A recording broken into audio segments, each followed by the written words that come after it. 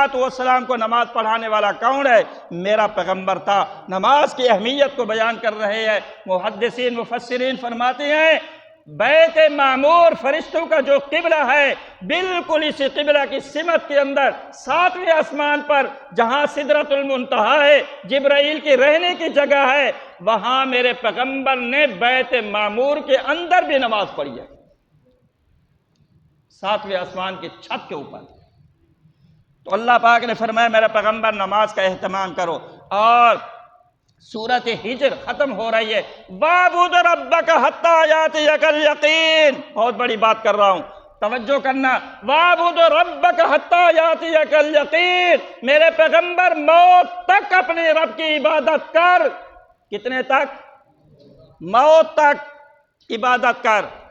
لوگ کہتے ہیں اب بھی نماز پڑھ رہے ہیں، قبروں کے اندر انبیاء اب بھی نماز پڑھ رہے ہیں، حضرت موسیٰ نماز پڑھ رہے ہیں، میرے پیغمبر نماز پڑھ رہے ہیں، بیویاں نعوذ باللہ معاذ اللہ پیش کی جا رہی ہیں۔ لوگوں رب کعبہ کی قسم، چٹا کوڑے نے اوسرا کے لیے چٹا کوڑے۔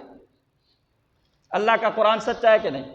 توجہ ہے، اللہ کا قرآن سچا ہے کہ نہیں؟ قرآن تو یہ کہتا ہے کہ وَاعْبُدْ رَبَّكَ حَتَّىٰ يَأْتِيَكَ الْيَقِينُ، میرے پیغمبر موت تک عبادت ہے، موت کے بعد عبادت نہیں ہے، موت کے بعد ثمرہ ہے، موت کے بعد نتیجہ ہے، موت کے بعد خلاصہ ہے۔ اللہ نے فرمایا عبادت یہاں کرنی ہے، دنیا کے اندر کرنی ہے، قبروں کے اندر انبیاء علیہ الصلوۃ والسلام نماز ثابت نہیں ہے، وہ جو حدیثیں ملتی ہیں تمام کی تمام ضعیف ہیں۔